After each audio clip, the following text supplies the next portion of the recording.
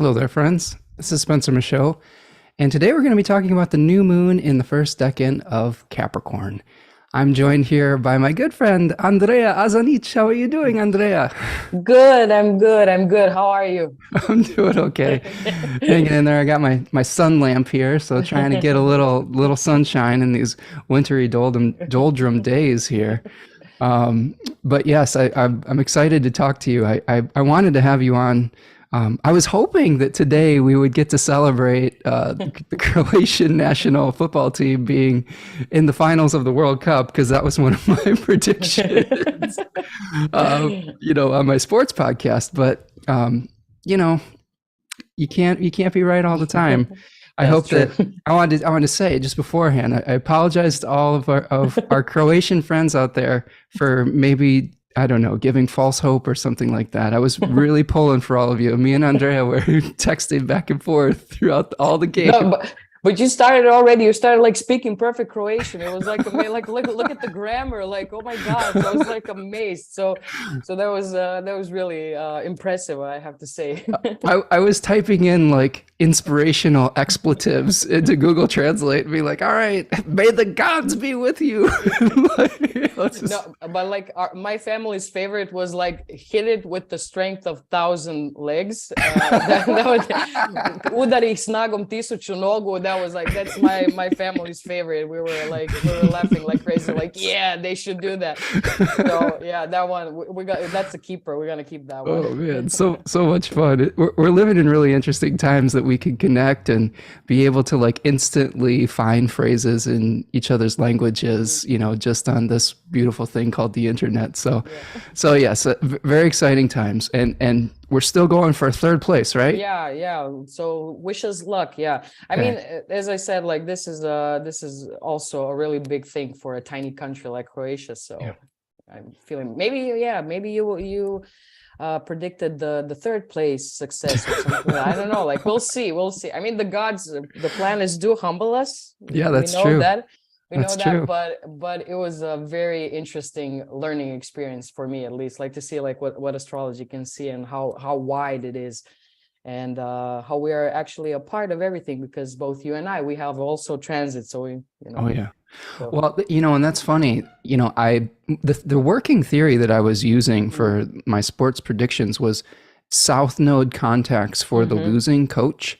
And it's much more difficult to predict that when you have a field of 8 coaches rather than 2. Two, yeah. So I think that was part of the challenge there.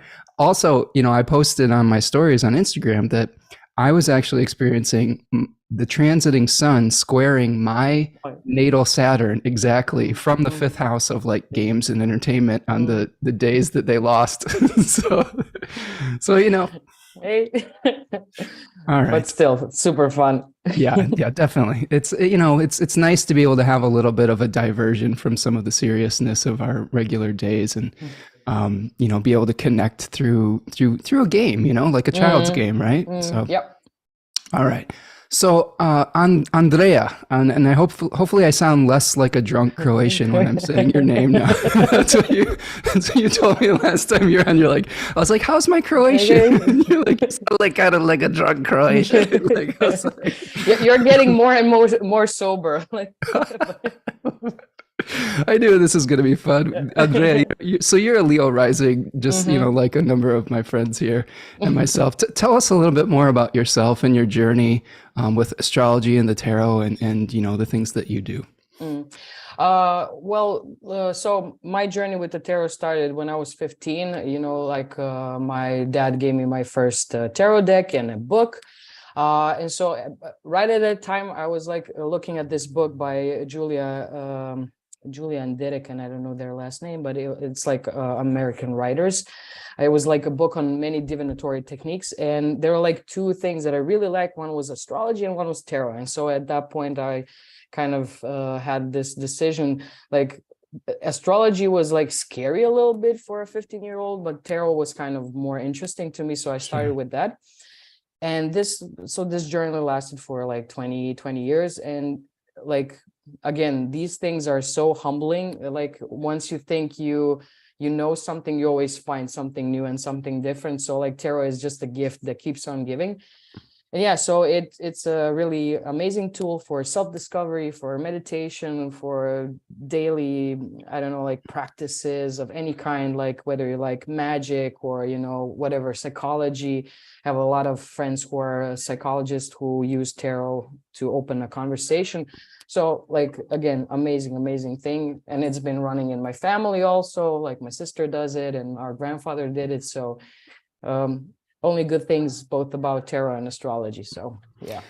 Yeah, you know, I first saw you with my friend CV, Henriette, of Art of the Zodiac on Yeah. IG Live, another Leo rising. So we have like a little Leo Oh, club Leo going club, on. yeah. Like, but yeah, I just really appreciated just your insights, your intuition, the way that you were describing the tarot. You know, it seems like you've done a lot of your homework with the tarot, especially like you were bringing in things with the Marseille tarot as well, True. which was really interesting.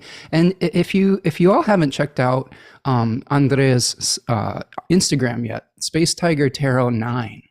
She has these really beautiful arrangements. You're quite the artist as well. I was actually kind of going back and looking at all of your Instagrams. You have like a whole art Instagram as well. I kind of Thank forgot you. about. Yeah, really Yeah. cool stuff. Yeah, I that's probably my Venus in Libra, because Libra in Venus thing. So she likes to organize things like that, so they're like balanced and like pretty. So Yeah. I owe that to my Libra. Well, and Venus. if you all haven't seen Andrea's chart yet, too, she has one of the most dignified charts I've ever seen in my life. So the gods are smiling upon you on Yeah. some way here. Maybe So I should play football if God yeah, right. Well, Yeah. you told me you were a volleyball player, right? Yeah. My family had a volleyball club, so like all of my cousins, they played volleyball, and I was also like our grandfather made this team called Azena, which is also the name of our family tea and how do you say, cosmetic business that we have. So yeah, once we had also this like really nice volleyball team club that we used to play in. So yeah. Well, you know, that was something I was noticing when I was looking at the World Cup rosters of Mm, the Latin American teams and then the Croatian teams, how tall mm, all of your players are. yeah. Like just you're in the land of the giants. Yeah. So that's cool. You Yeah. said you had a cousin that was like what, Yeah, my cousins over 2 meters, right? over 2 meters, yeah, Yeah. 2'5", yeah, David. In English, inches and feet, about 6'9" or so, Yeah. 6'10", like really giants. Yeah. All right, so very cool. We are going to look at the chat here, but before we do that, our good friend Remco, who is helping us moderate, put Andrea's website in the chat box. You can find Andrea at spacetigertarot9.wixsite.com. Is that correct? Yes. Okay, I got Yes. it. Okay. It's And my little baby site. Yeah. there you go. And Space Tiger Tarot 9 on Instagram is where you can Yes. find a lot of her really great. I always like it when I see your posts that say message for someone, someone, you yeah. know, and you've got these beautiful kind of contrasted, colorful backgrounds with these black backgrounds and all these colors popping. I'm like, oh, that's a message for me. Andrea's got a message for me today. So very cool. So I just want to welcome a few people here today in the chat. Thank you all for stopping in on this blustery December day here in Michigan. It's rainy and dark, but I've got my sun lamp here. We've got Remco, of course, doing the yeoman's work of doing the the moderating for today. We've got Talia is joining us from wintry Finland, probably pretty dark and gray there too, I'm guessing. Raven stopping in from sunny Kansas. I'm glad someone's got some sun today, Wow. right? Sarah Renee Marshall is here from Portland. All right, nice to see you, friend. Susanna is here from Finland. Big Steph 63 is joining us today. Devin and Ann Katie are here from Portland. Hello, friends. Amara Wiley is joining us from New Jersey. Lovely to see all of these fabulous friends joining us today. So thank you all. Make sure you leave me a comment if you're just kind of lurking here. Let me know you're here. Welcome, Aaron from snowing central Iowa. So just a few more business things before we get to it. Make sure that you are supporting Andrea's work by, you offer tarot readings. Do you do online tarot readings as well? Yes, so I do like a video and Zoom type of tarot reading, so we don't have to be live, or we can do it live. If you stop by in Zagreb, like find me, and so we can do that and drink some really nice coffee. And also I do classes one-on-one, like tarot basics, major arcana, minor arcana. I'm just starting now with minor arcana, so the cups and the suit of wands will be out soon. So I'm going to offer that, and yeah, stay tuned. And Andrea is a Virgo sun with a, do you have, where's your Mercury? It's right on my ascendant, isn't it? It's in Leo?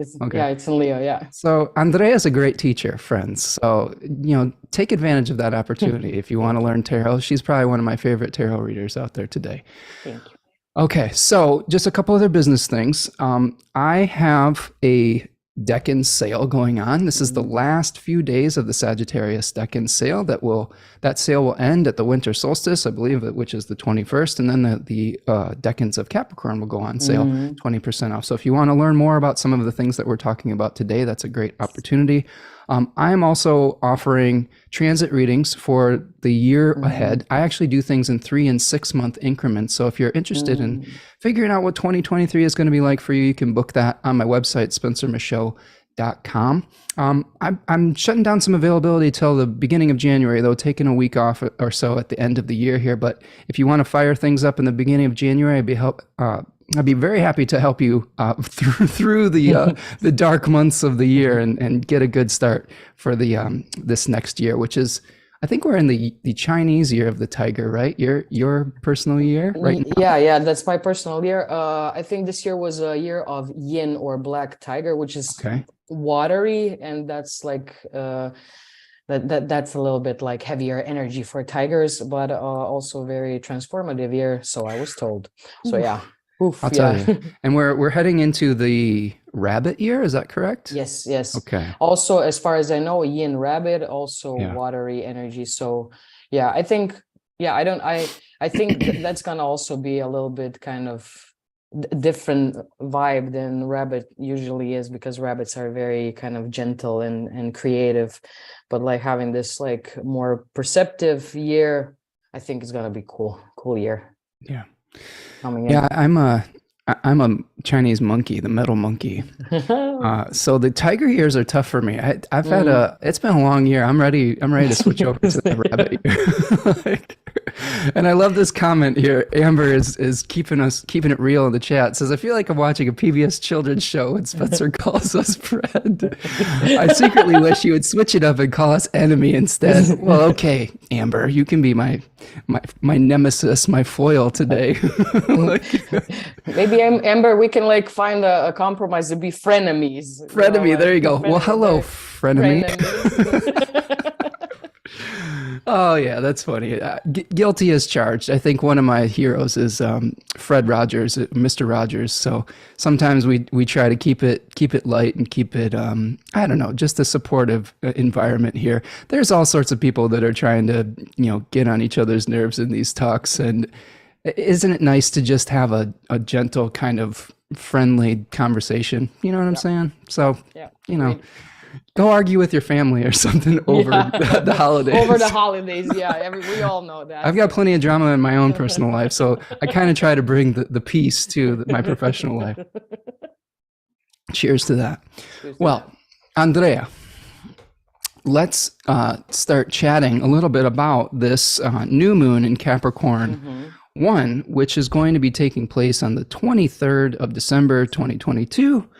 5:16 a.m. Eastern time. Make the adjustment for Zagreb, right? Is it Zagreb? I used to say Zagreb, but I think it's Zagreb.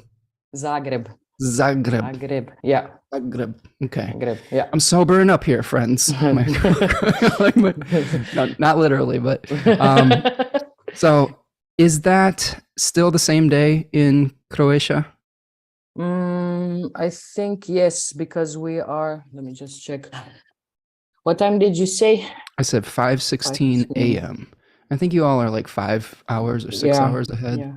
Yeah. 5:16. Okay, I'm on a 5:45, 16. Okay. So we're dealing with a new moon in the early degrees of Capricorn. Right.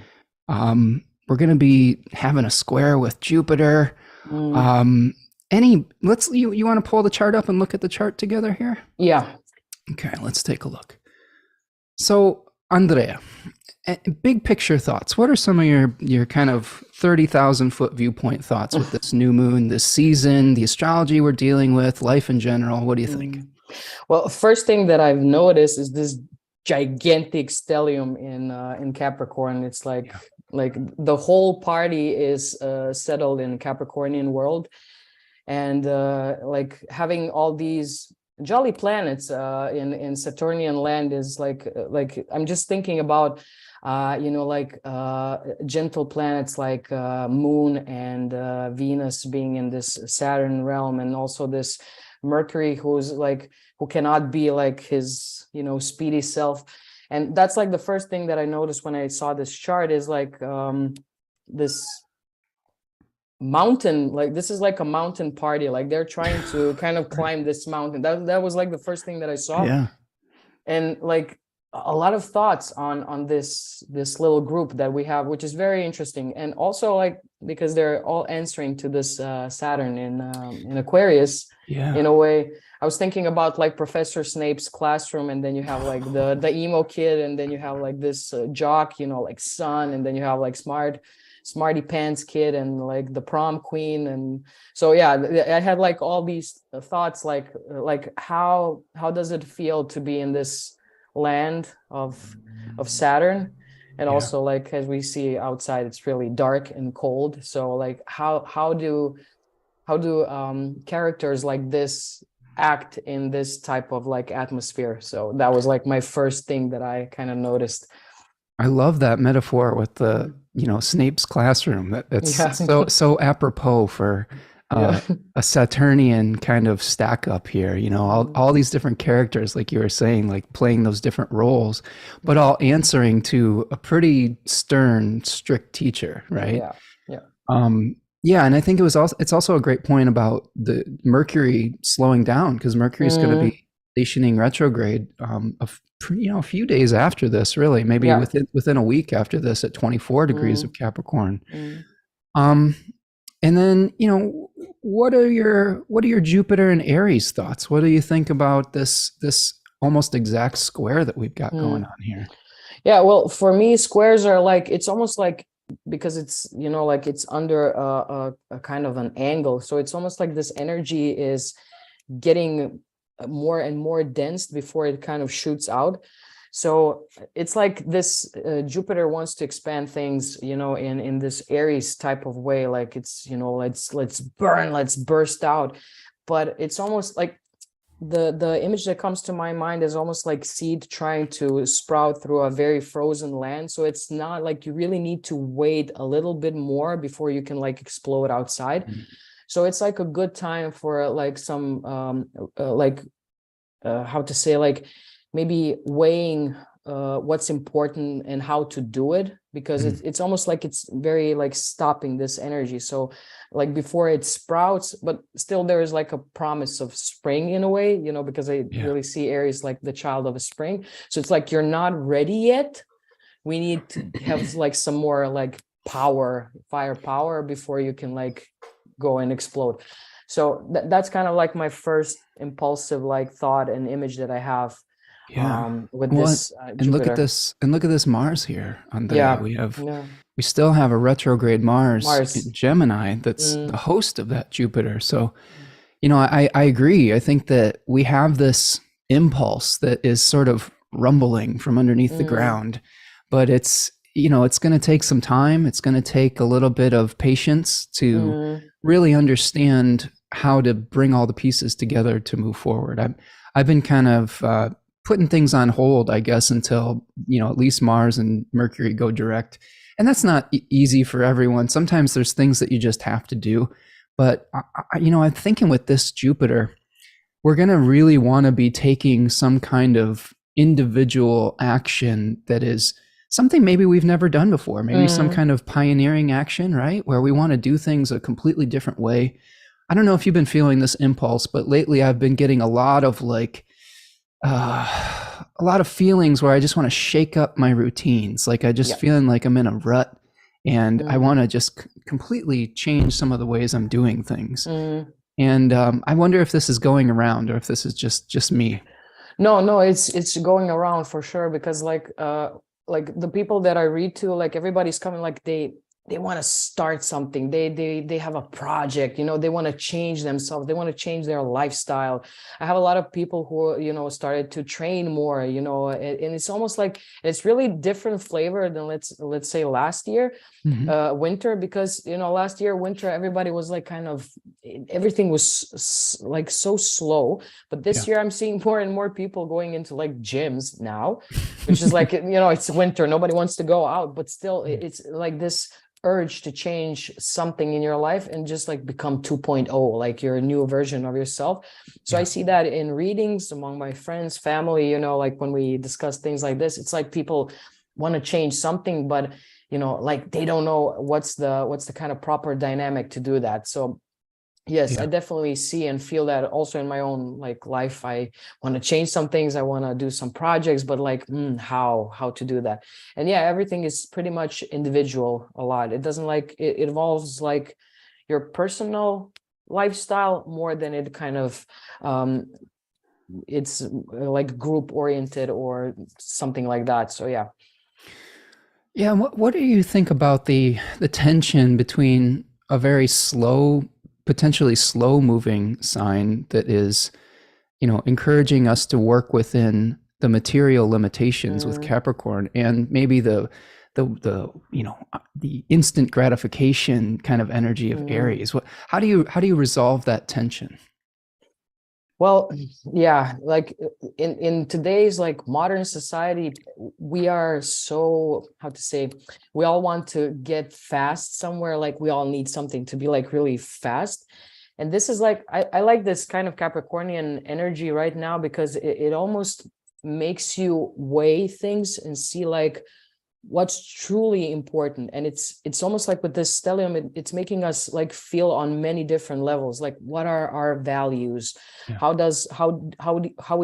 we perceive these things, like what is our drive, how does it feel in the body, like to make a decision, you know, because it's like this instant gratification, it's like it's a joyous moment, like yeah, but what's the thing after the, because for me like joy of the Aries is like it lights a match, and then like how do we keep the fire going, you know? So it's like solving the tension between these is like thinking maybe a few steps ahead, which is something that's very Capricornian, because you know Capricorn involves time, you know, and time management. So it's like, okay, we have this one moment to do something, and then like how do we keep it alive for, you know, periods to come? Like, so like both signs are like starters of something, but like when Aries starts the match, this one needs to start the whole fire, you know, and keep it kind of going.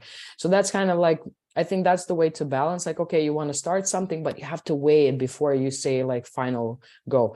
So that's kind of like the perks of Saturnian land, is like the time management and how to preserve things, you know, and keep them alive, especially during like this winter time. So yeah.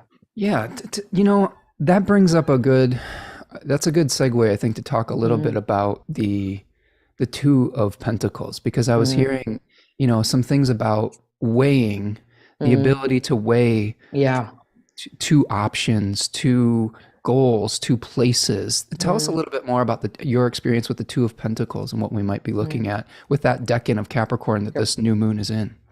Well, for me, like this card is very interesting because you have like, there it is. Yeah. There we go. So we have behind this man, you have like waves, and you have like this really heavy ships, and, you know, like everything is in motion. And this card is really interesting because it's Jupiter in Capricorn, a type of energy. So you have like something that wants to expand, and like Jupiter wants to expand, be jovial, you know, bring in opportunities, and it's like it wants to expand, but Capricorn doesn't feel too kind of comfortable with this like sudden expansion. So it's like how to kind of navigate this waves, the change, how to be stable when everything is going up and down in a way. And so because it's pentacles, you know, they talk about money and material things and stuff like that. So it's almost like which one of these two am I going to invest into this trip, into this new thing, because when we progress from Two of Pentacles, we go to Three of Pentacles, and in Three of Pentacles, we are already kind of building something. It's a structure.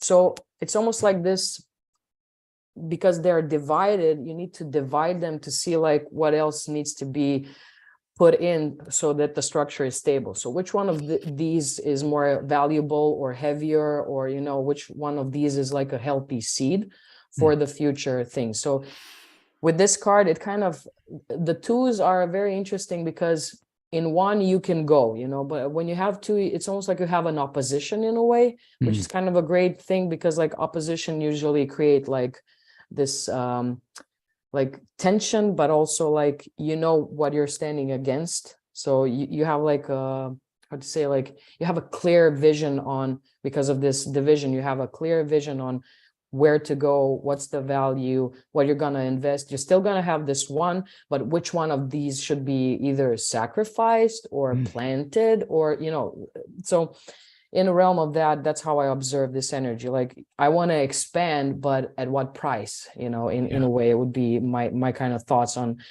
Two of Pentacles.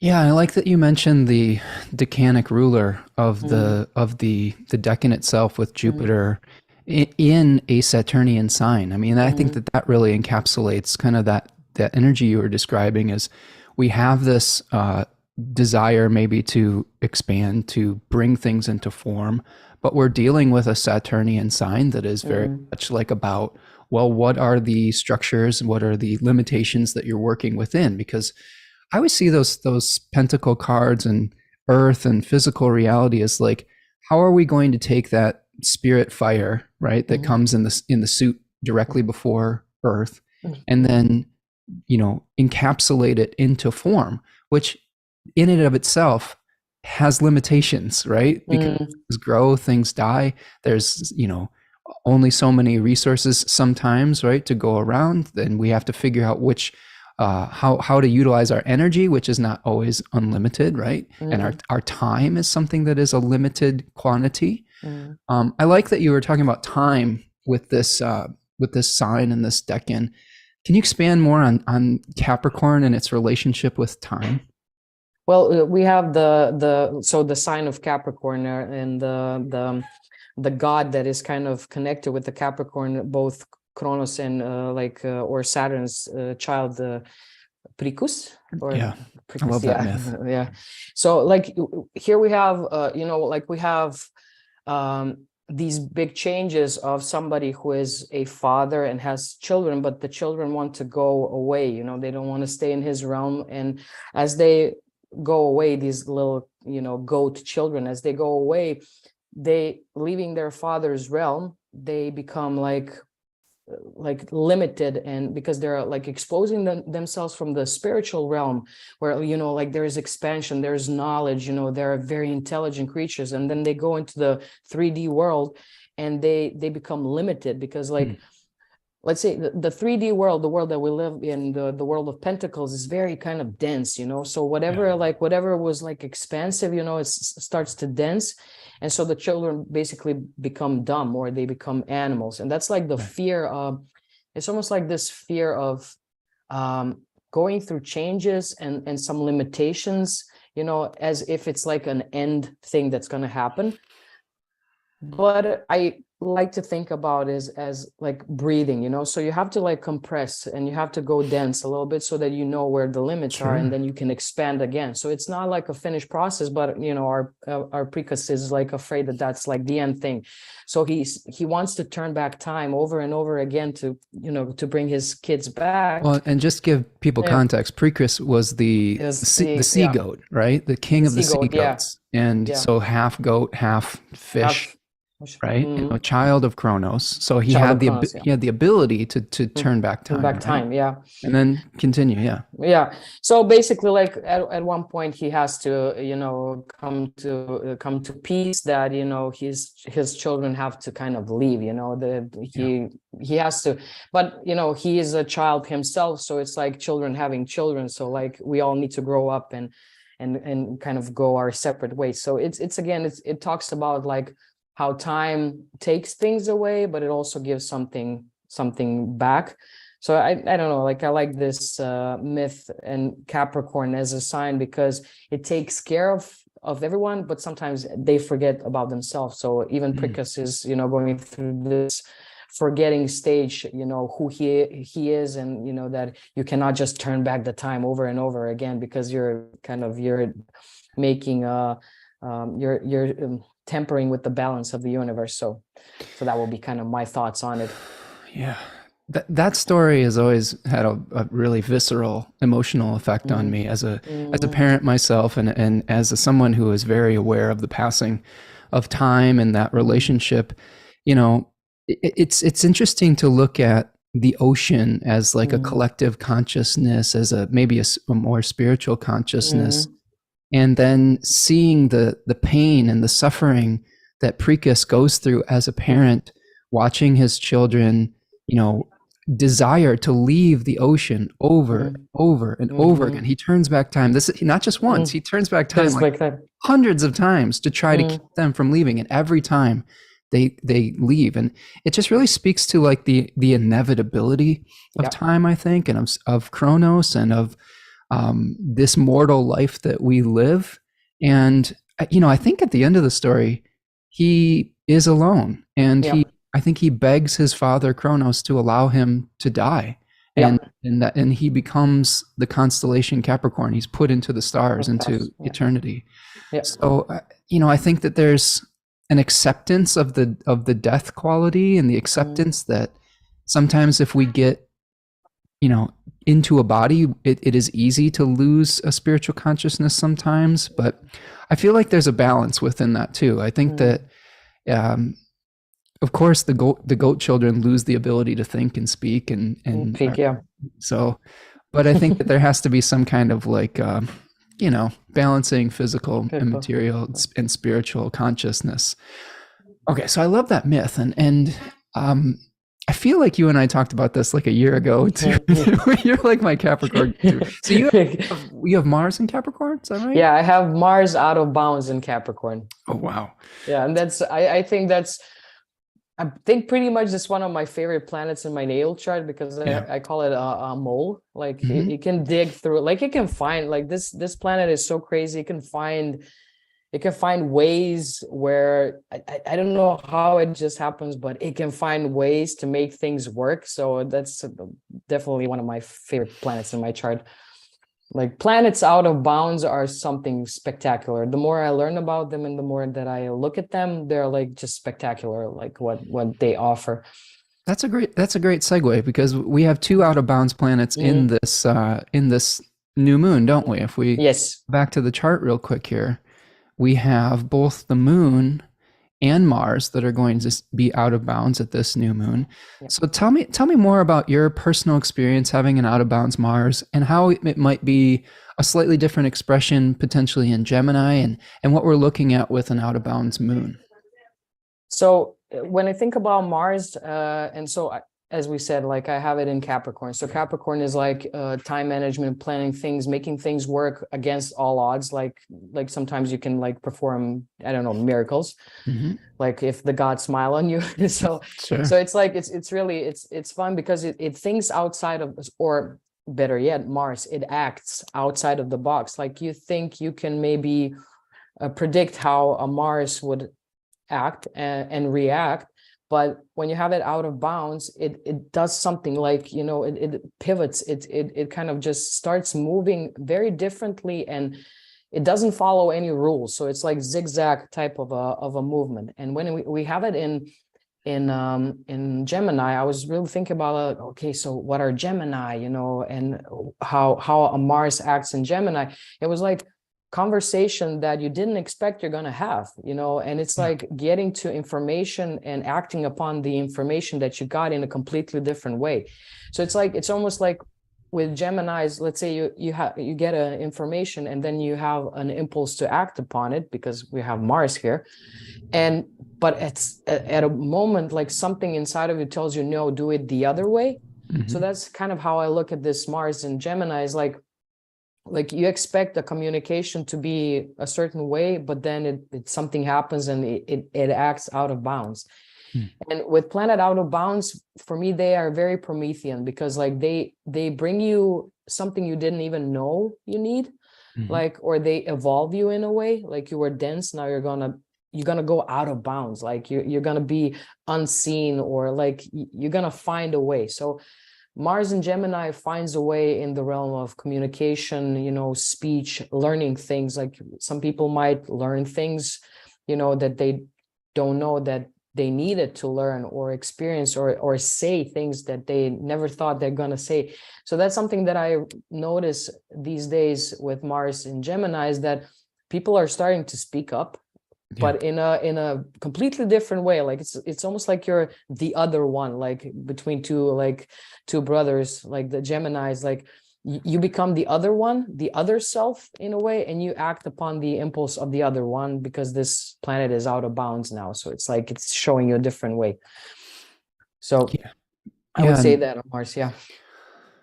Have you noticed in your experience with Mars out of bounds for the last, I don't know, maybe month or two now, people acting differently with the way they express either their anger, their drive, their energy, their willpower? Has that come up in your personal experience? Yes, a lot. And that's like, it's even the people, once they say it or once they act upon it, they are like amazed, or they're like angry because it happened, because they didn't plan it, or they had like a thought how something's gonna, be communicated. So yeah, it definitely, like there's like this really, it's very interesting, like this, how it's kind of showing up in the like mundane conversations, or like communications and of any kind. I have a small story about out of bounds Mars at the full moon in Gemini that I think would be good for this. So if you've been following along on my social media, you'll know that my cat recently had an injury to his claw, his hand, Gemini, right? Mars, and an injury to his hand. And I also hurt my thumb like shortly after that. I sliced my thumb open. Oh. So I was about to go on to talk about that full moon. And so my cat Radagast had a like a cone so that he wouldn't chew his paw for a period of time, and he started using the cone as like a weapon, or a force field to keep his brother Gandalf away from his food, because Gandalf is a little bit of a greedy gremlin and comes in and tries to steal Radagast's food. And Radagast is the sweetest. He's the sweetest, gentlest cat I've ever met. And he just kind of is like, okay, brother, you can have some of my food. And he doesn't really growl or anything. But once he got the cone on, he was like, wait a minute, I have new power, I have this new, defense shield. And what was funny to me is that once we got the cone off and his claw healed up, bought them these scratching pads, and we mistakenly just bought one because we thought, oh, well, they'll share it. Well, they did not. And Radagast decided that scratching pad was his. And I've never seen him really growl at his brother, but when his brother was sitting on the pad, he like growled and like pushed him off of it, like he had some kind of new confidence in the cone, right? So he was acting very out of character because he had learned, that he was empowered through this tragedy, really, in his world, right? So I wonder if people are experiencing that, like through maybe some misfortune, that they're learning about a deep inner strength that they may have that they didn't really realize existed, or something of that nature. So that's just my kind of like, when you're sort of a shut-in like I am, that's one of the more interesting things that happens, is when your cats act out of character like this. So I just thought that was a funny story. Yeah, Alley no, Cat but saying that's like, cone but of that's power. like a perfect example, like how Right. the cone of shame became the cone of power, because Yeah, we're yeah. also having like this joke with cone of shame. Yeah. But like that's the thing, that's the power of this out of bound planet to, you put it in Gemini, and like all of a sudden, like you have a new type of creative kind of thinking and acting upon it. So it's like Oh, like how do I use this? Oh, I can use this cone, and just registering it really fast for an animal. So this is like a perfect story. And yeah, you do see that like among people, like using the power of creative thinking to kind of overcome something and be surprised, you know, like in getting this like new cone of power, like energetic cone of power. So yeah. Well, I just thought it was equally funny that they're siblings. They're literally like littermates slash twins, and Yeah. they're having this conflict, and like Mars and Gemini retrograde. It's just, the astrology is pretty interesting, and I will say that these cats have Saturn almost exactly where Mars was retrograding, opposing that natal Saturn is when he had his injury. So you can definitely see astrology playing out in your pet's charts. If you have any idea of when they were born, you can see it play out just like anything else. So I really like watching them go through the transits as well. Okay, so we've got the Mars still out of bounds, Mars still retrograde. We've got the moon in its exile in Capricorn, not a super comfortable place for the moon in this decan of Capricorn, or any decan of Capricorn really. But it does have some dignity by triplicity, which the medieval astrologers would compare to being in your own guild, or like having like kind of some group support, some community support potentially. So while we might not be comfortable in our bodies, in our own skin around this new moon, we might have some communal support that we can lean on potentially. What else are we seeing in this chart? Let's, Andrea, I want to hear your thoughts on the decan that Saturn is in, because Saturn is the host of all this stack up of planets here, and we've got the Seven of Swords decan. And we also, even though Saturn is quote unquote in aversion and not able to witness these planets, it does have a mitigating factor called like and girding, which basically means is if Saturn is in the same sign as the planets that are visiting his own other domicile, he has sort of a secret line of communication with them. So I wonder if you could break down the Seven of Swords for us a little bit, and what we might be expecting with what does Saturn expect from us at this winter solstice return of the light climbing moment. Well, so like if we look at the card of the Seven of Swords, you have somebody who is taking something from somewhere and, just going away, turning to look, like if somebody noticed them. So with this card, like the energy of this card is, so if I look at the Aquarius, like Aquarius is like innovator, they think, they figure something out. And in this card, it's interesting because you think you figure something out, but you're not looking forward, you're looking backward. And, there's like a booby trap in front of you.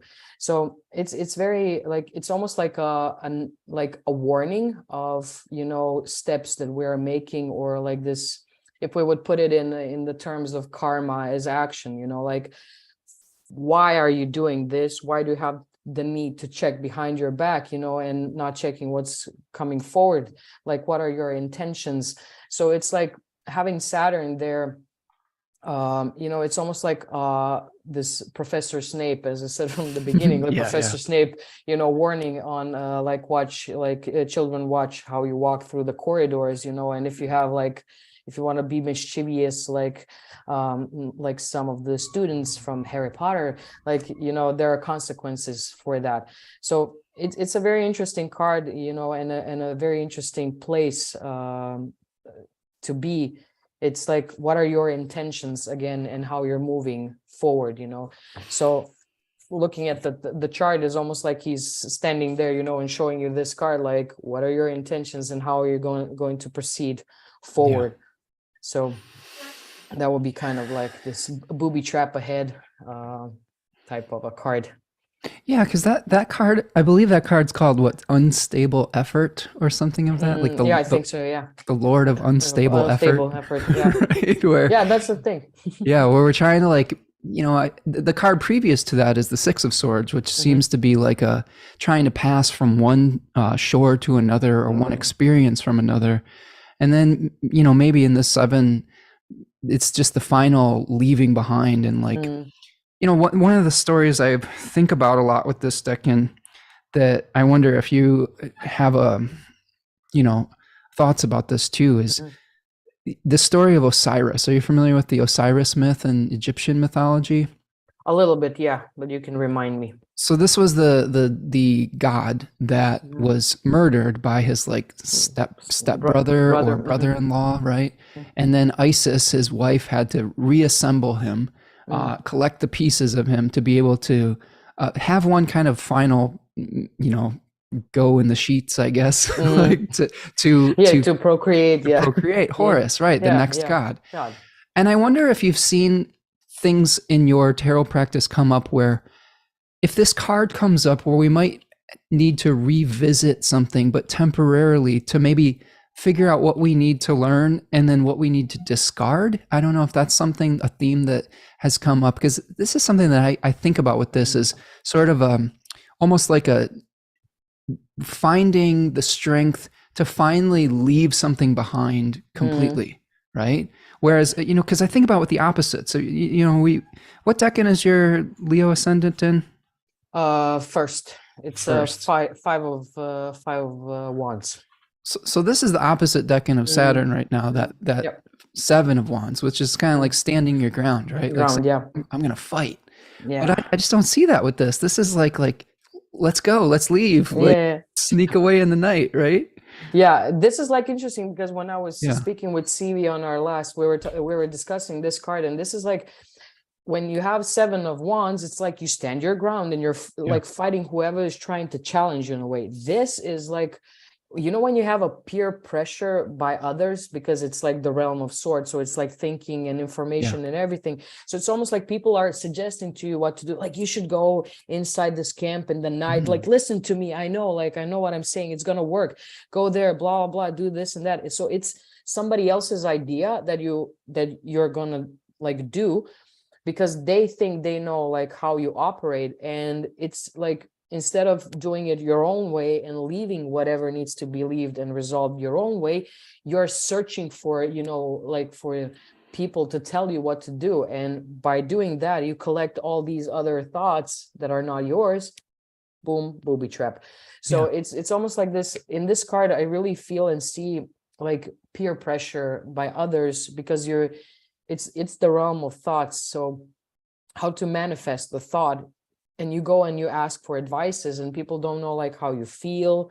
Potentially we have like this is ruled by the moon, right? This decan. Yeah, that's the moon. The moon. Yeah. So like how do I feel? But like in the realm of Aquarius, who is like the humanity, like I don't know who I am, so you collect all this, and it probably potentially brings you to your kind of a little challenge or a teeny tiny tragedy. Like, I should have known better. I should have listened to myself. So like, where am I and where are the others? And the peer pressure that's been kind of, like on your head, you ask everybody, then you like, so that's how I experienced this card in the reading. And when I observe like, the moon, and the moon being in Aquarius, like this, like you have everybody in your case trying to help you, but instead, like we have a saying here in Croatia, puno baba kilavo dijete, or like a lot of nanas, and you have like a really weak child, because everybody's like taking care of you, and like you don't know what you're gonna do. So like the first too many cooks in the kitchen is what we say here. Cooks in the kitchen. So that's the thing, like everybody takes care of you and everybody's in each other's business, and then like you fail because you don't know who you are and how you should operate. So that's something that I see in this card.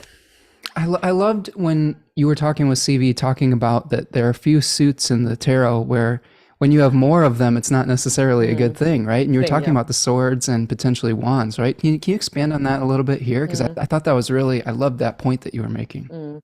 Yeah. So when we talk about swords are your like thoughts and like concepts and stuff like that. So I think we experience that, on a mundane life, like, okay, now you're thinking about groceries, but then you have to pick up your child, and then you have to do like this live, and then you have to do this and that. Like your head is going to explode. You're not productive. So the more swords you have, it's because having a sword, that's an art. Like the one sword is extension of you, like let's say samurais, you know, or sword fighting or whatever. But like imagine having, like literally imagine having, like, I don't know, 7 swords in your hands. Like one of them is going to fall on your foot and chop it off, you know. So Sure. that's like, you know, the more swords you have, like the bigger your head is. Like there's like more, like it's like an anxious feeling of this air ruled suit. Like it's like one thing is a breeze, the other thing is like having a hurricane, like a lot of like air, you know, just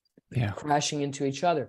So in this suit, the more swords you have, it's you know, the difficult it gets to get out of it, until you have like this sweet release, or like death in the 10 of swords. The same is with wands. Like the more fire there is, like the more you need to feed it, you know. And if you don't have something to feed the fire with, you know, it goes off, you know, like the element just kind of like, it just like, how to Dies. say, yeah, dies. Well, you know, with the cups and with the pentacles, like pentacles are firm, you know, so the more you have them, like you have wealth, you can build something with them, you can exchange them, like, and it's like more like community type, like earth. Like the more you have, like the more earth you have, the more food you have, the more things grow.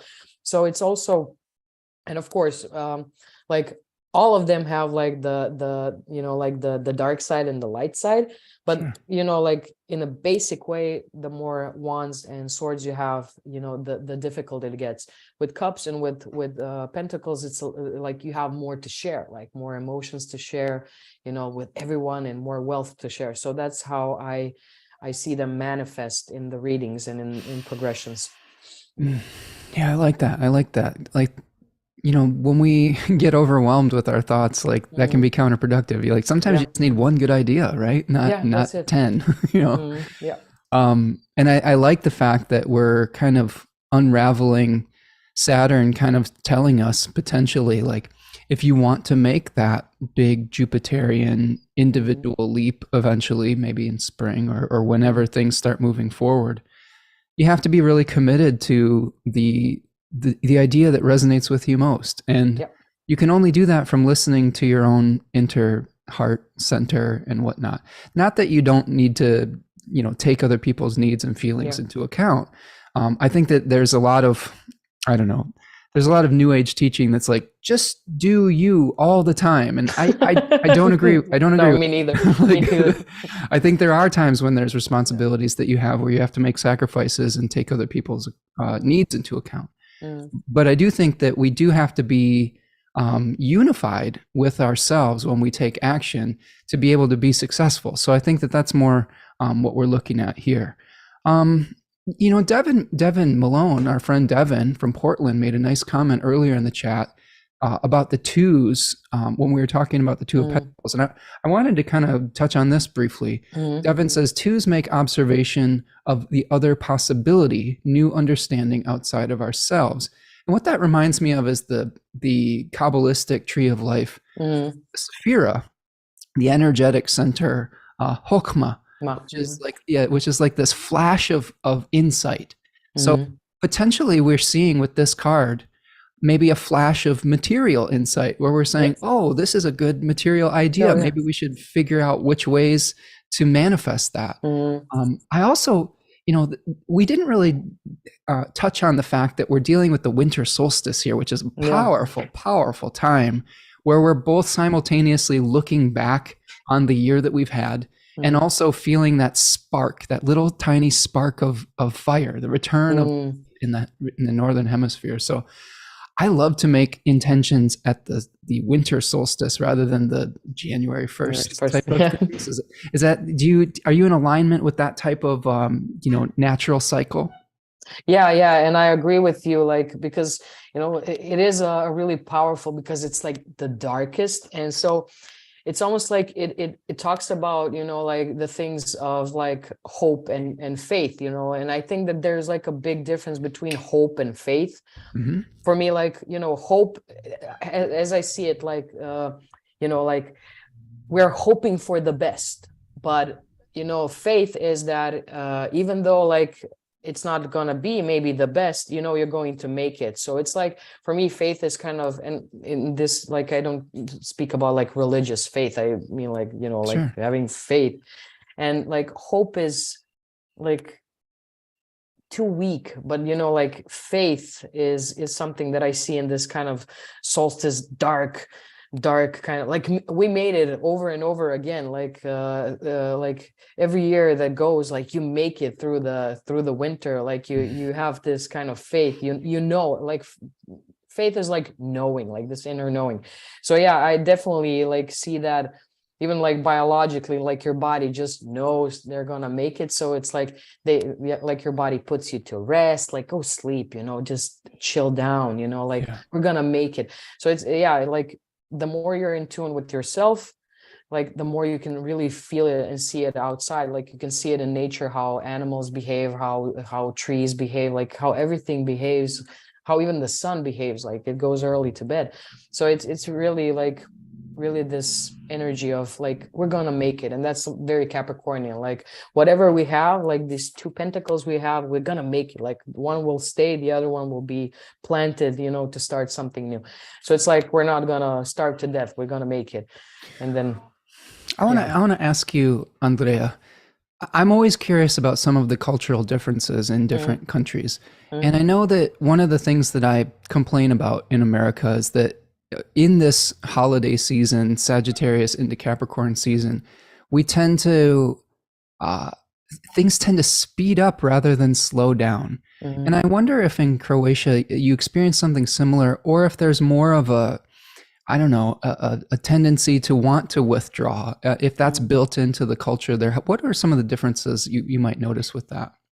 Well, yeah, I mean, it really depends where you are in Croatia. Like the more like rural the parts are, like you can see people, you know, that are more connected to the land, you know, just like slowing down a little bit. Like it's more concentrated around the family and the fireplace, like literally. So it's almost like there are still, even though like we're a European country, so there's like this speeding up is coming to us, like and then again, like there is like this advantage of not being a big country, because like the more there are people, the more the tempo changes.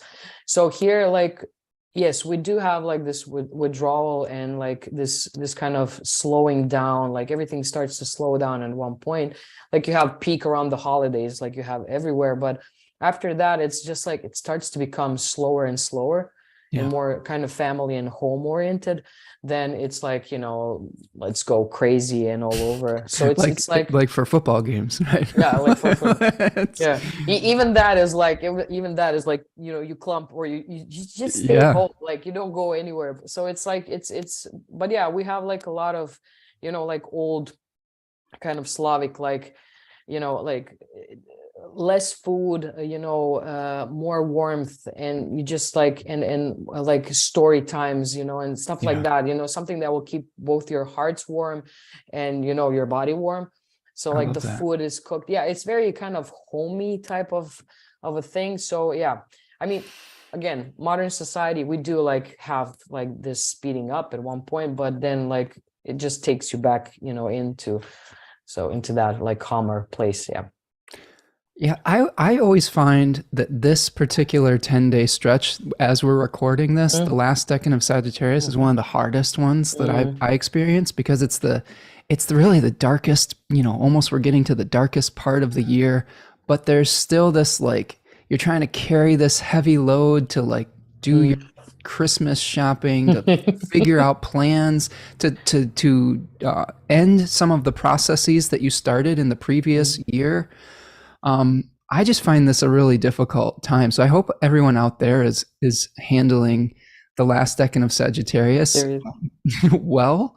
And I think that we might experience a great sense of relief actually when Capricorn season comes, because I think that it like you were saying, that going hibernating and slowing everything down, it's just such a, to me it's like a big exhale, like you were talking Mm, about inhaling and exhaling, you mm, know. I think that when we get to this Capricorn season, it's like, Oh, Oh, okay. I mean, we could just get back into our yeah. bodies, all this passionate rushing Mm, around, and the mm. World Cup will be over by then, so we won't have to like, So good, yeah. so For sure. I won't get any more predictions wrong. Yeah. um, no, but I really love Andrea and I were chatting when the games were going on. She was sending me videos of your community that was Mm, coming together behind this, and that is one thing I do love about Sagittarius season is like the kind of unification with a joint sense of purpose. So I thought that was really beautiful. So I appreciate you sending me that. mm, And then Devin is also following up with his comment saying that his partner just said that the 10 of Wands gets us through the longest night, and the 2 of Pentacles brings the lengthening of the days. right. So Yeah. again, if you're, I guess I wanted to speak to the audience directly. If you're struggling with these last days of Mm, Sagittarius, you're not alone. It's a difficult time of year, and just hang in there because we've got this new moon that's going to come. That's going to be a little bit more of like oh, okay, some hope is returning, some mm, light is returning, right, yeah. on some level. But again, we don't want to rush into things with Jupiter and Aries. We Mm. probably want to take our time with this. All right, so Andrea, how are we doing here? We've gone through a lot of our lists so far. I'm just going to Yeah. pull the chart up real quick again here, see if we missed anything in particular. We've talked a little bit about the Decan rulers. We've talked about the host planet. We've talked about some of the other planets that might be involved with the new moon, Mars and the moon out of bounds. Yeah, I think this is the other thing with Capricorn 1 that in my research that I've come across is that it speaks to changes, like changes of Mm, location, changes of circumstance. A lot of the Capricorns in my life that I know, they've started at the very bottom and mm, they've been climbers, and yeah. they start with very humble circumstances. So I guess the other advice I would have for friends is that, or frenemies, whoever it is that's listening out there today, is you can start something from humble circumstances. It doesn't have to be like this big, huge, I don't know, what would the word I'm looking for be? Splendor. I don't know. Right. Yeah, exactly. It Yeah, doesn't have to like be this huge like cornucopia of like blessings. yes, it can be a very humble start. It can be a very simple start as well. So I think that that's something to consider as we move forward. All right. Friends, do you have any questions out there in the chat? We have some really nice comments coming in. Thank you for everyone who's stopping in today. I just want to take this opportunity. I'll stop the share for a minute. This is a great opportunity if you're out there in virtual land to do us a favor. Hit that like button if you are out there. That really helps spread this message, this video out to the most amount of people. If you are new here, welcome. Please subscribe to the channel, subscribe to the newsletter if you want to know when people are going to be joining me. I have some interesting guests at the end of the year that I would like to announce too. My good friend Adam Ellenboss is going to be joining me at the end of December. So he'll be on from Nightlight Astrology. That's going to be the 29th of December to talk about the full moon of this cycle. So that'll be fun. And I'll be on next week to talk about the astrology of January. So mark your calendars on that. And if you want to support the work that I do here in a material fashion and in great Capricorn, material fashion style, there's a little $ in the chat called a super chat and a super sticker. And, you can help me to gather resources to be able to do more research, do more work, keep the lights on, so to speak. That's always very much appreciated. So thank you. And if you want to donate after the fact, you can buy me a coffee at buymeacoffee.com. Thank you, Michelle, for the super sticker. Appreciate you, friend. I love your, what is this? What is this in the chat? It's a hippopotamus. A hippopotamus feels very abundant. So thank you, Michelle. I love the sticker that you've picked there. Anything we've missed, Andrea? What else? Any other thoughts that you have with this? Oh, what else? Yeah, we're having an abundant talk. I don't know, like I still want to go back to this like Hokmai in the world of how do we say that Asiya, right? I think it's Asiya or Asiya. Yeah. I mean, for me, that was a very interesting like moment when we were doing the research. Is like, Hokmai is like the wisdom, or like that sudden, like, idea or wisdom coming in, but it's in the world of action. And for me, that was Yeah. like this, like, moment, like when you have like this like, oh, now I want to give, now I want to do something, but it's in the world of action. So for me, that's like this moon being in this decan is like this inner wisdom that will be translated into action, when the time is right. So I don't know, like it's like I never noticed that, but it's like really great. How do we transfer like wisdom into action? That's kind of has like this, and how do we commit in a way? Because for me, like this Capricorn atmosphere is like making promises based on like weight, or like or making action based on wisdom, or the value, like what am I going to like extend now? And So practicality too, like yeah. practical action, right? And earthy Mm-hmm. action that helps you manifest something. Yeah. So Yeah. yeah, that's a great point. And I love the author that has taught me a lot about the Kabbalistic Tree of Life is Susie Chang, and her Mm, Six Secrets, her so tarot it's correspondences. So if mm, you're interested in learning more about the Kabbalistic Tree of Life, her book Tarot Deciphered is a yeah. really great book for learning about that particular facet of the tarot. Mm, And I want to give a shout out to Sarah Renee for the super sticker. Thank you, friend, for your donation as well. I really appreciate all of you. Okay, so we've got that Hokmah, and mm. it should be stated too that Jupiter is going to be moving Weird. into the decan, the Two of Wands, that is Once, associated yeah. with Hokmah as well. All the Mm, twos are related yeah. to. Yeah. So, maybe you can just speak a little bit more about the Two of Wands and what we might Mm, be seeing with the square with Jupiter in mm. this decan, in this card in particular. Yeah, I mean, here again, like we have the two, so there's like something to be decided. But this card is like very interesting because like we have a person who has a little globe, and it's almost like they're planning where they're going to move, or where you're going to shoot your arrow in a way. Yeah. So like, how are you going to extend to the place? Because it's a small globe in the hand, but like it's a big world out there. So it's almost Mhm. like this little thought, this intention, I would even say, or this, because wands are fire suits, so they're related to the eyes and the vision. So like, what visions do I have? Like, where am I going to shoot this one arrow that I have in my hand right now? So this is again this energy of, like, I need to be supported by something before I do this, because it's a very quick thing, like with wands are very fast. It's like lightning almost. Like Right. in some tarot schools, the wands are like perceived as electric energy, so it's like this sudden like burst.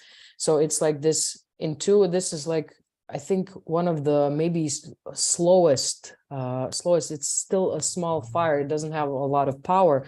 And so now you have to decide how are you going to, start the first step towards this big like globe or goal, in a way. So that would be like my kind of like thoughts on this energy, on how to start it. Yeah. Yeah, so that initial spark that Yeah. I always see Jupiter as a planet that shows us where we can bring us honor and merit through our conscious actions. So that individuation process. I mean, that card I believe is called the Lord of Dominion, where Yeah. the ancient tarot is sort of about which area do you want to conquer, and how do you separate from the parent country to create your own, I guess, colony. I don't really enjoy using the language of Language, yeah. colonialism, but if we think about the what they were experiencing when the tarot was created, and if we modernize it, it can be like, well, how do you want to set yourself apart from a collective on some level? How do you Yeah. want to where's the spark that is really personal to you, rather than something that is someone else's dream, someone else's vision that we were talking about? So Yeah. again, we're going to have a few months. It's going to go really fast Really? Yeah. through Aries. I think by May, Jupiter's Yeah. going to be in Taurus. So you've got a few months to just be like, okay, I got this idea. Let's go. Yeah. let's figure it out. Then you make it tangible. Yeah. Okay. So Andrea, let's talk a little bit about the square of this lunar cycle, and see if we can just kind of get a little bit more information about how this process might potentially play out over time. So here is, we've got the new moon on the inner ring, and we've got the first quarter moon on the outer ring here. So we've got the moon is going to be squaring the sun, and I do not know why this keeps happening, but it doesn't go exactly to the square, and I'm not sure why. It's just a glitch in the program. But here we've got about 8 degrees of Aries will be the first quarter moon, and then the sun at 8 degrees of Capricorn. So I probably some of the similar themes that we were talking about with both of these decans. And I'm also noticing here we've got Mercury retrograde conjoining Venus. What do you think we might be experiencing with this Mercury retrograde and its relationship with the Four of Pentacles potentially? So yeah, with Four of Pentacles, it's like, keeping something to yourself. It's almost like, my precious, something that's personal. And also with this moon in Aries, it's like something that's personal to me, and I don't want to give it up, and I don't want to give it out in a way. So there's like this first thought that comes to my mind is like, you realize that it's too precious, so you need to like separate yourself from that. So it's like, I don't want to give that away because I feel like I'm going to be left without anything, so it's almost like this Aries moon, like it's almost like sprinkles this like childlike energy. Like, I don't want to give my favorite toy away. I don't know if that makes sense. But it's like, it's personal to me, it's something. So again, when we have the a square and this energy, it's like, I'm not sure, like, if I'm ready to do this, like it kind of looks like that, like, I don't want to, with Four of Pentacles, like now I have something, like I have something, I have 4 of them, like they make me feel stable, and I have to go into the realm of the 5, like I have to give it away to expand more, but kind of it's scary now, like what if I don't make it? Yeah, one of the stories that came up with that deck in various explorations was that King Midas story, right? Yeah. Right, where you're hanging on to something very tightly, where you're hanging on to resources, and but it may turn out to be something that is, detrimental or damaging or painful if you're getting too greedy with it, right? Yeah, too greedy with it. Yeah. So I think that maybe themes of trying to share around this period of time might be important. I think also reevaluating, because this is a solar decan and a Saturn sign. How we manage our resources, how we exert our authority, what responsibilities we've taken on might be up for reevaluation around this period of time, around this last quarter moon that we have here. So just if you're trying to make a new start, sometimes you have to acknowledge and evaluate the things that you're already responsible for. That's been my problem lately, is that I have a routine of how I take care of the things that I'm already responsible for, like the live streams, the booking, the promo, the readings I do, all of those things, and trying to figure out how to adjust a pattern, a schedule, a routine to maybe bring on something new, like maybe make a new class or new webinars or something like that. That's been the real challenge too. So I think that there may be a real reevaluation of the responsibilities that we have around this period. Yeah, this is good, because like it's almost like, okay, you have stability, you have a routine, as you said, but the point is not to become your routine. Like the routine should be serving us, or the stability should be serving us, and not making this to be like our identity, like I'm like this one thing, so that's the thing. Like I hold close my stability. I don't want to give it up because it's too precious to me, and I don't know how things might work out or with the King Midas. Like I want this to be only my gift, like the gift of turning things into gold. It's mine, like I am the only one who can wield it. And then you make more basically like mistakes in that kind of being in that place in the mind. So it's not like identifying yourself with what you generate, but like, as you say, share it and make like Marie Kondo style, like you make space for new things to come, and like you put away things that are not serving you, or you change a little bit, you put a little bit of this and a little bit of that, and then you kind of play around with it, with this kind of Aries energy, like playing around, and mixing things up. So yeah, it's like not becoming the thing that should be serving you in a way. I love that. And you know, one of the things that has been, I've felt the impulse to do over the next few weeks in particular is not necessarily to add a ton of things right away into Mm, my schedule, but to clear out things. mm, Take some time to like clear the decks, clear my thoughts, clear the junk out of my house, because as mm. within, so without, as above, so below. No. And then I think once you do that, you know, things are going to flow a lot easier. This Mm, is one of the feng shui rules, right? Like you get yeah. rid of the clutter first, and then you start adding things that'll bring you good fortune. Mm, But yeah. none of it's going to work if you just have like a really messy, disgusting house Mm, that needs to be cleaned up. mm, Um, so, Andrea, I want to acknowledge a few questions in the chat here that I thought were poignant. So, mm, Remco was asking about the Two of Wands, saying the microcosm in your hand is to set the intention in the macrocosm, mm. question mark. Yeah, I think, Yeah, I think so too. yeah, right. So, Mm, you know, there's definitely a world creation story that happens mm, in Aries, right? Have you mm. noticed that in your work? Well, yeah, every time that this card pops out, it's like I have a vision, Mhm. because in Ace of Wands is like this, all of a sudden you have this impulse, and this impulse is like very raw. You don't know what it is. And then this impulse comes to the realm of the eyes, this fire, like you see the light of this, fire, or this, like, you notice something. And based on the noticing, you create like a vision, like, oh, I noticed there is something and I want to go there. So it's like it's this micro thing that kind of expands into the whole world, is like, oh, I want to go, and not just like you notice it, you want to move there. Mm. So I agree with that. Yeah. And I do notice that, because usually when people, let's say, plan, a new endeavor, or like some sort of a business, this card pops, it's like, I have a vision, like I want to act on it. So it kind of, depending on the card that's next, whether what challenge will you have next, or if you have a clear path, is like something that kind of helps you create a narrative and dynamic, how you're gonna move. So yeah, Yeah. in two, you have now a bodily, almost like bodily impulse to go. Yeah, I agree. And Remco solved a mystery for us, our wonderful moderator here from the Netherlands. And sorry, Remco, that I didn't predict that the Netherlands would do better in the World Cup. I watched them lose to is it, how do they say it in Argentina? Is that how they would say it? I think so, yeah. Argentina, yeah. So I watched that game and I watched the heartbreak on the with the Netherlands as Oh, well. So that game was crazy. Yeah, it that game was. was crazy.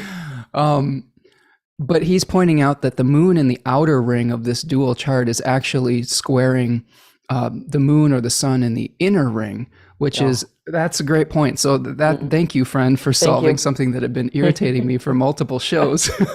So I'll have to make the adjustment there.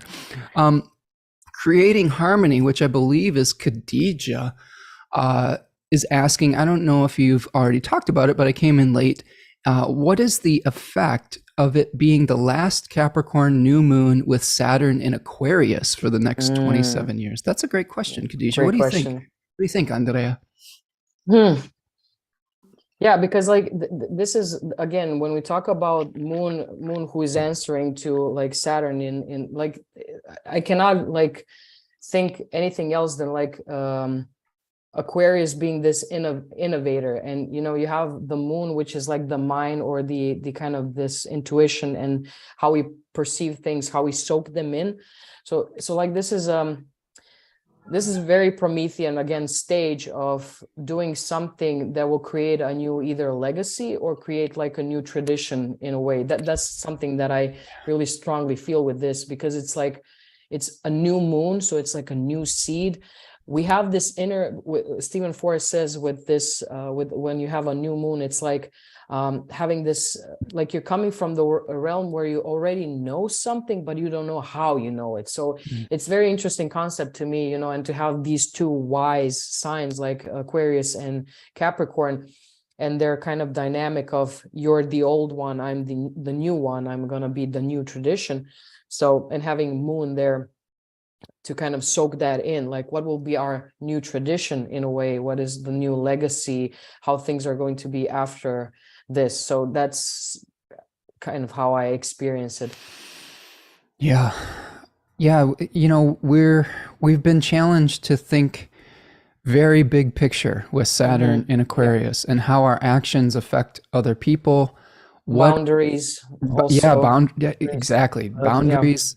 We're trying to create a new blueprint. I Mm-hmm. really, that's a concept that it was really educational for me from an author, Charles Obert, where he talks about Saturn as the planet that's sort of, setting the blueprint, and Mm, Jupiter being the planet that is begetting things into form through that Saturnian blueprint. It answers to Saturn on some level. I thought that was a yeah. really interesting like concept. And, with Saturn in Aquarius, I do think that there's this distance that we have.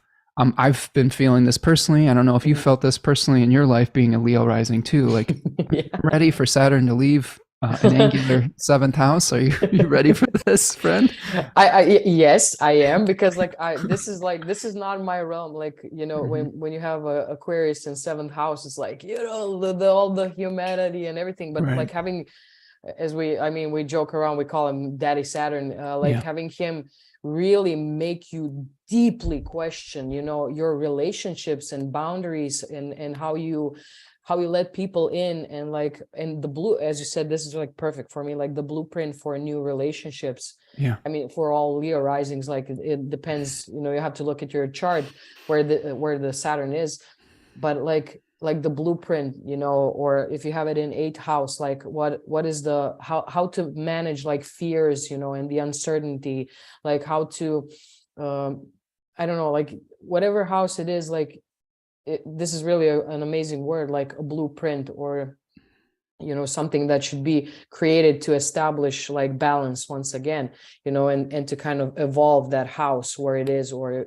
whether you're evolving relationship, or your creativity, or your personal style, your body, if you have it in the first house, or your career, whatever. But it's like this new establishing of something, and like going beyond that. um that's kind of the flavor, I would say. It's a tough teacher, isn't it? Yeah, yeah. I've Super slowing down, like making yeah. you go back, revisit thing. But yeah, I like it because like I think like I adore, personally, I adore Saturn, because Yeah. Saturn shows you that you can work with very little. It makes you trust the process and the time. That's like the thing with Saturn, it really makes you trust time Yeah. and cycles. Like you're not smarter than the cycles. Like, sometimes you have to give in. And there is like this amazing Tool song, The Grudge, and it Mhm. says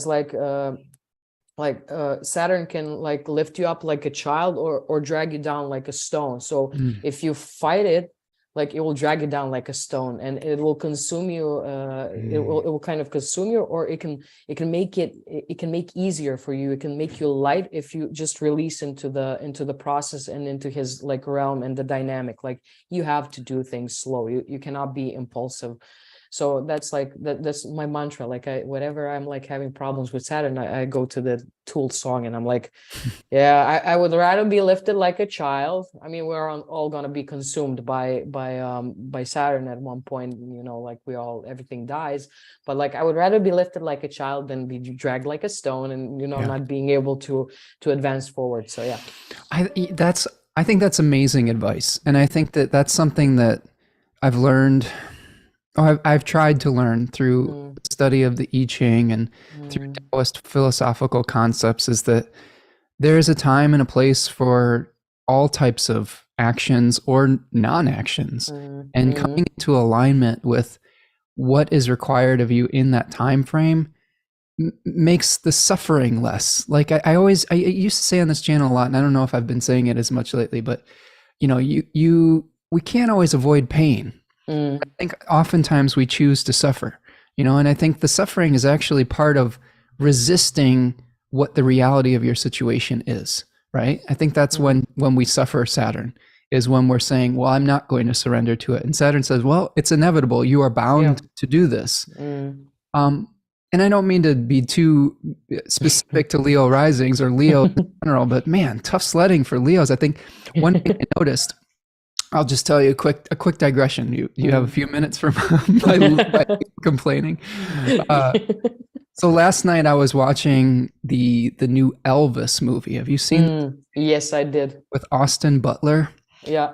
who I realized is a young Leo Mm. who is an attractive, like, commands a room type of energy person, very very Leo like, where you're like, oh, gee, Yeah. can't stop looking at this person, Okay. just very like they're like blinding like the sun. Yeah, beaming in your eyes. Yeah. Right, exactly. And I was like missing doing that as a Leo rising slash type person, and feeling my age. Like, sometimes as you get older as a Leo, I think that there's this attraction to eternal youth with Leo on some Mm. level.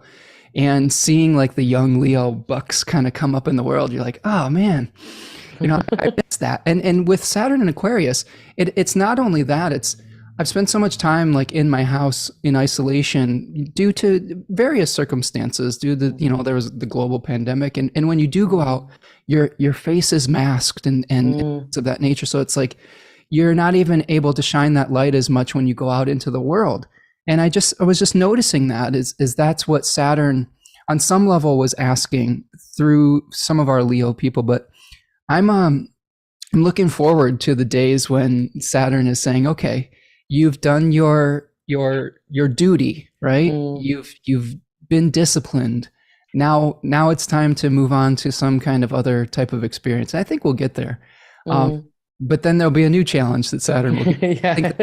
I think Saturn in Pisces is like, what is real? What is real? Yeah. What isn't? With all these AI art things, and I'm nervous about that, friends. I know that this is a trend that's going around, but I don't know. I don't know about it. Yeah. But we'll get to that when we get to that. When we get there. When Pluto moves into Aquarius simultaneously, we'll have to deal with the corruption of what we've repressed or suppressed regarding our technology and regarding these things that we've created and fed into, and start to deal with the ramifications of whether I always think of Pluto and sometimes Saturn too, as we can do something, but should we? Should we have done that? Yeah. I think we're going to be asking ourselves that question with artificial intelligence very, very shortly. Is yes, we can do that, but should we? Is that really going to be a good thing? So we'll see, though. I think there's always pros and cons to every new thing that we experience as a human species, and technology included. Okay. Devin has one more question that I think and then I think we'll wrap with some of the final thoughts. So Devin is asking us, how do we both feel about Mercury retrograde, Pluto, and Venus initiating the Page of Swords energy of Cap 3 to Aquarius 1 and 2? So that transitional energy from the last decan of Capricorn to the first decan of Aquarius. What do you think about that, Andrea? Mm-hmm. Well, like, first of all, like, whenever we have retrogrades, it's like a good, it's like a good place, to revisit certain things, and like having okay, Venus value, like, what do we value, and like, what are we ready to commit to create like this Venusian balance and abundance, like, again, exploring what's really truly important, what has weight. And then, like, Pluto, it's like, again, Pluto is very interesting to me because it reveals things that were hidden, like, hidden gems and whatever, but it also kind of, cloaks things that were once seen. So it's, again, like, it's almost like unraveling new values and like acting upon them, or like discarding and letting things die, so that they can feed into something new, again, like this Venus Pluto kind of story of like coming back up to life, or like starting something new. But again, Pluto also asks you to sacrifice something. So it's, again, like, we have this story of like, which one will you sacrifice, in a way, like which one will be given to Pluto. So that will be kind of like, and then you act upon what you have. So that will be kind of my thoughts on this, Yeah. Yeah. I think that Capricorn 3, especially Pluto, I've seen reveal and Mm, simultaneously cloak. I love how you describe that, like mm, Pluto as a cloaking device. device, Because yeah. Hades had this like invisibility cloak, right? Cloak, yeah. So we're repressing or putting something into hiding that eventually Mm, is going to erupt like a volcano. That's yeah. another like theme I like with Pluto, is it's saying you repress this for long enough, it's going to, the heat and the pressure is going to Mm, make it have to be dealt with mm, eventually. I yeah. also compare Pluto to like a clogged toilet or a Yeah, a plunger plunger. of a clog. Yeah, right. So I think that we've seen Pluto in the last decades of Capricorn here Mm, simultaneously cloak, but also reveal some of the things that we've repressed with our governmental systems mm, and the way that we wield material authority.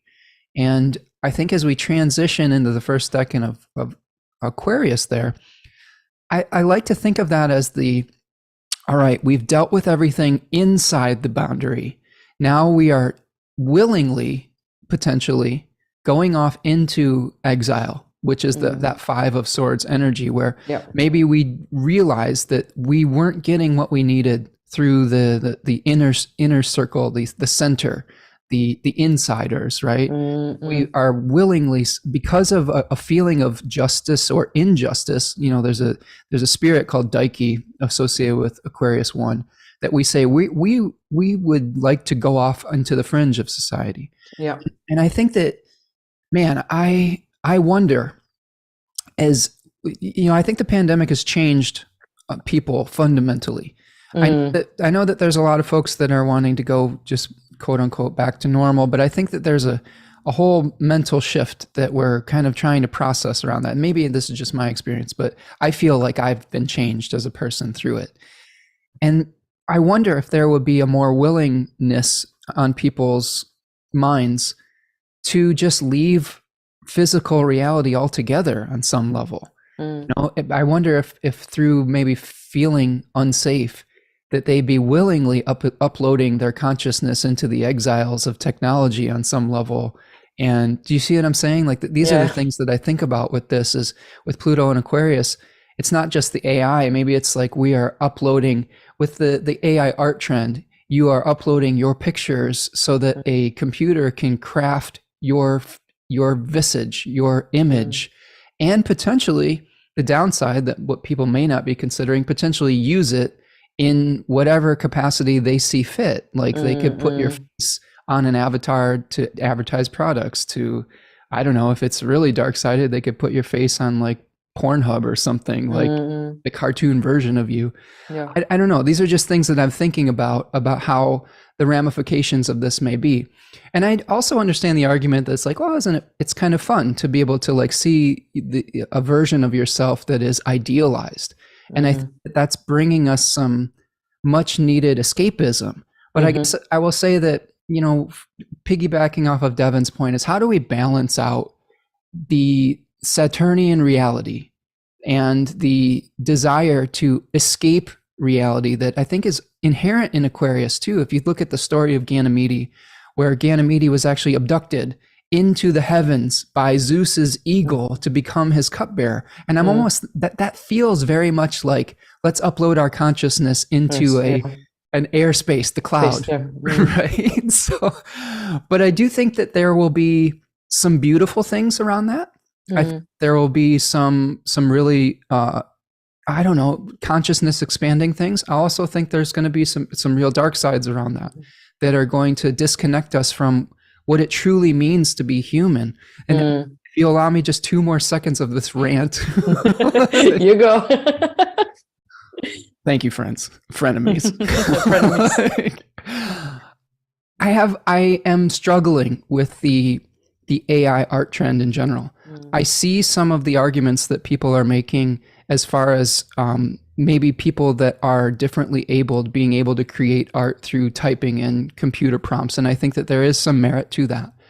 I also am a little bit, one of my questions is that they even have programs now where it will allow you to type in a question or just a description of something, and then the program itself will create the prompts to put into something like the AI art generator.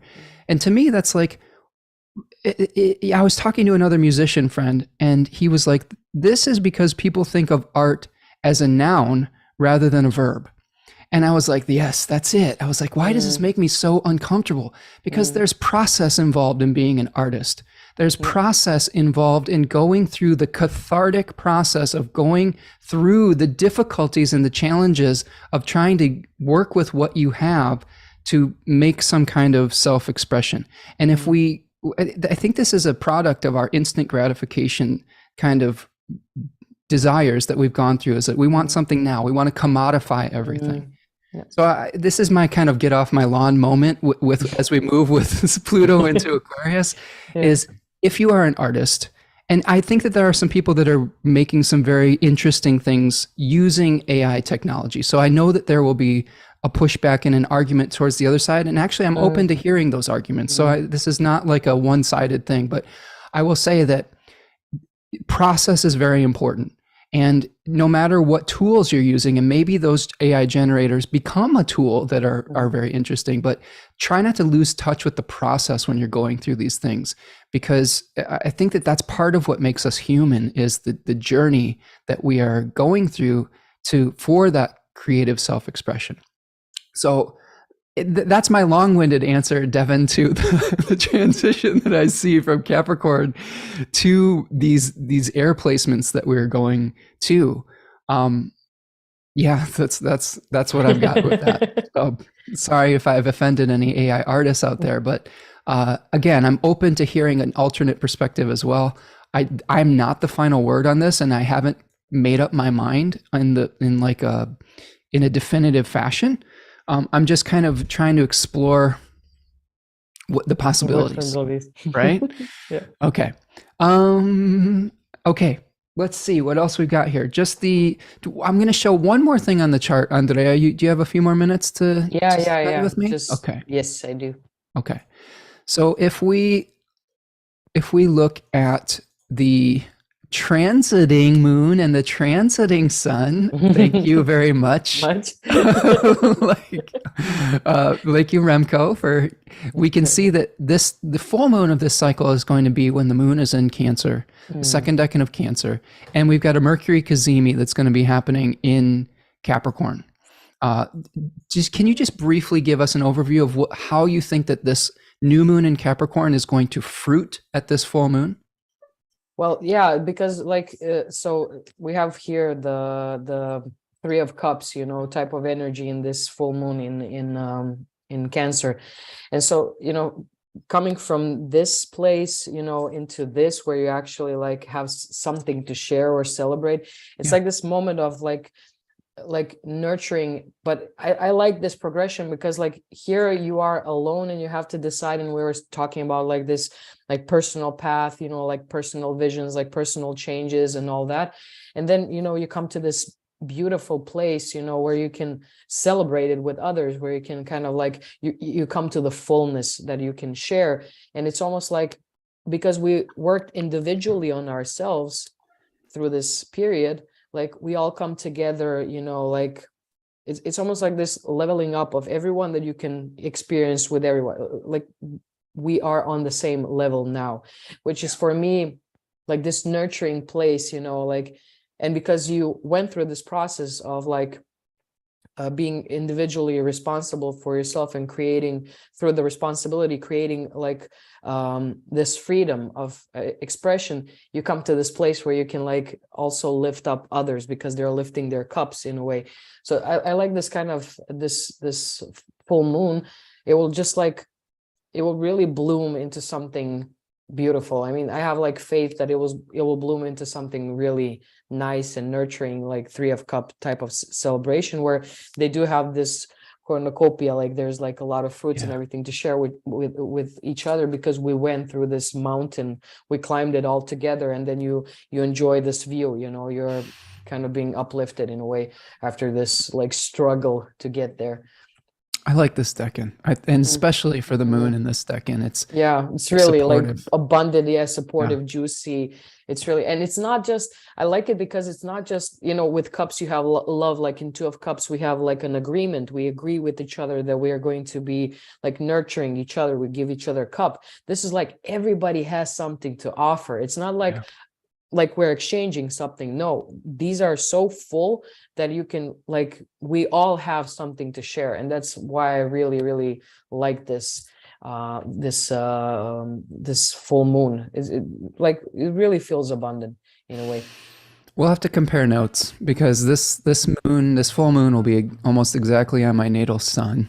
Yeah. And this sun and Mercury cazimi that's happening around that period of time is exactly almost on your natal Mars, correct? Mars, yeah. So we'll have to see the difference between a sun contact and a Mars Mars contact. contact, yeah. We'll compare notes when we talk When we again. get there, yeah. Okay. I think that's the astrology that we've got for today. And thank you, Remco, for your super sticker. I appreciate you, friend. And thank you for also for, doing the work that you do in the chat, friend. I really appreciate you and being able to keep an eye on that chat and keep this the safe, nurturing space that we're trying to create here. So, Andrea, let's bring this thing home. What do you say? Yes, let's do it. So we have a hexagram and we have an animal. Which would you like to discuss first, friend? Well, I would like to discuss the hexagram first because I find them very interesting, what we found about them. So yeah, I would like that first. Okay. So the hexagram that we received was number 6. Yes. And it is changing. It has one changing line number 5 to hexagram 64. So 6 translates to conflict, contention, arbitration, demanding justice, speaking out. The line 5 says contending, supreme good fortune. So this talks about a conflict situation we might find us in. And maybe if we try to apply it to the new moon, maybe there's a tension between Jupiter and the new moon, because we have individual desires, but we have responsibilities that we have to work within. We have people that we're responsible for. We have maybe a limitation of material resources that we're working with. And it says, the translation was talking about conflicts can be resolved through an appeal to a person or institution that both sides regard as worthy and just. It encourages us to seek out a mediator or someone who's that you trust, an impartial party. So I'm curious. I wonder if we're dealing with conflicts during this new moon and how we can find an objective party. What do you think about this? What are you getting from this? Well, for me, it was interesting because I was reading the other book on I-Ching, and they wrote something that really stuck in my mind. And when we talk about this like conflict situation, like, and they're kind of the sentence was to stop, ask yourself why. Like, why is this always happening to me?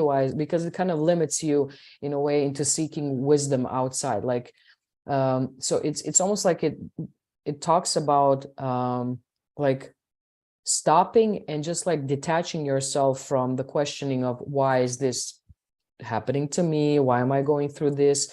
And just like opening yourself for any type of change by detachment. And again, releasing yourself into the process, which is something that we've been discussing so far, is like stop asking unnecessary question and go and just like realize that there is someone, they talk about this like wise person, like, or the authority, like go to them and seek out some support in whatever tension you have, because in order to solve any type of conflict you have to detach yourself from it. You have to become an observer in a way, or give the authority to someone who is much smarter than you. This can be your like, I don't know, like higher, more intellectual self, or it can really be like an authority of some sort. Maybe it's Saturn.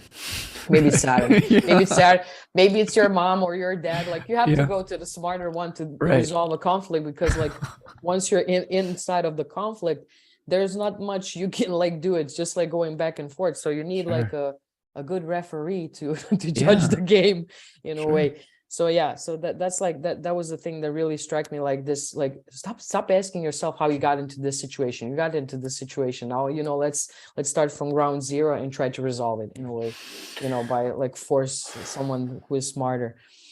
And also, Andrea, I'm thinking about this as when we're trying to make changes in our life, when we're trying to restructure our life, sometimes we might be too in our life to really be objective about it.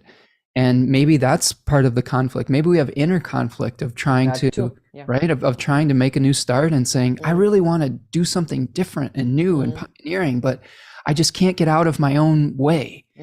And I think sometimes I'll have conversations with good friends who can offer me a completely different perspective that might. Yeah, much more objective. Yeah. Totally. So maybe that's where it's leading us here too. And this is changing to hexagram 64, which is translated as before completion, not yet across, before the end, nearly home and dry, bringing order out of confusion, exercising caution and circumspection.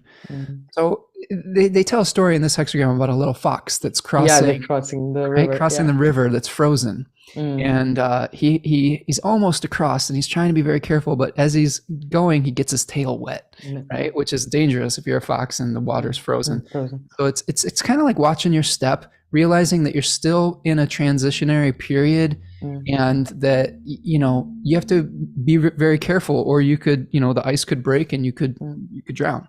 So when we're making these big changes, these revolutionary changes that I talked about a little bit in the astrology of December, we have to consider that our needs have to be taken into account, but others' needs has to be taken into account as well. The changes that you're making will probably have an effect on other people. And I do think that that's really Saturn's message here on some level too, is that if you're thinking about making changes, are those changes going to fit into the bigger blueprint, the bigger picture of your life, the bigger responsibilities, the bigger community that you have? Is it a self-serving thing, or is it something that serves the communal need? You can still be an individual in a community and have what you are doing be useful, right? Or be, I don't know, divinely inspired, whatever it is, right?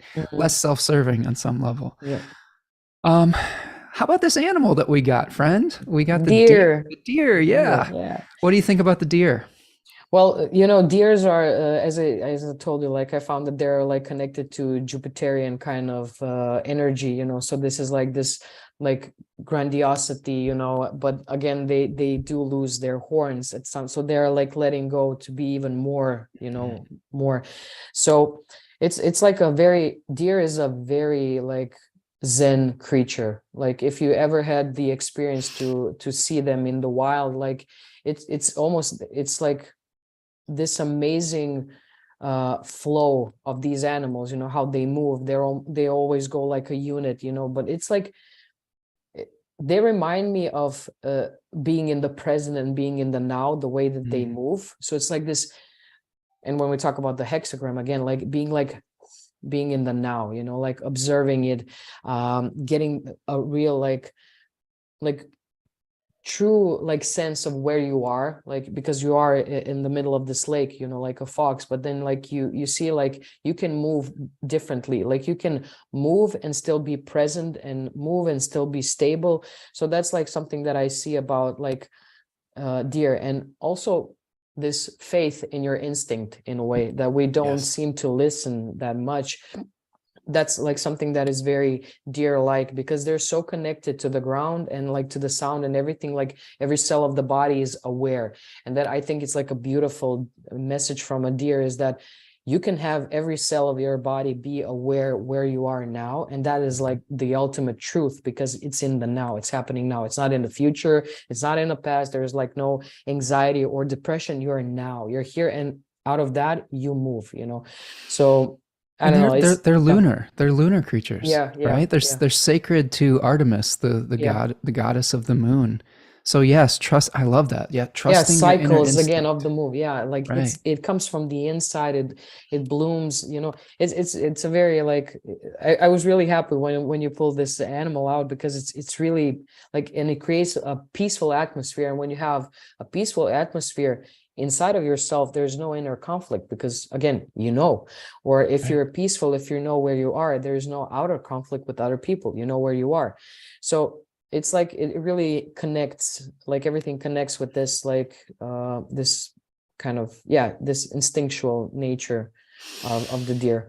You know, one thing that was coming up when you were describing the deer and the gentleness part, you know, I work with the mountain lion as an animal symbol. And, you know, as a Leo rising, that's one that really has resonated with me and has been very instructive. And the deer is, you know, you look in animal symbology, relationships of predator and prey, and what might be food for that animal. And the deer is one of the main food sources for a mountain lion. And sometimes as a Leo / mountain lion type person, we can be very aggressive about stalking what we want and getting what we want, and very intense.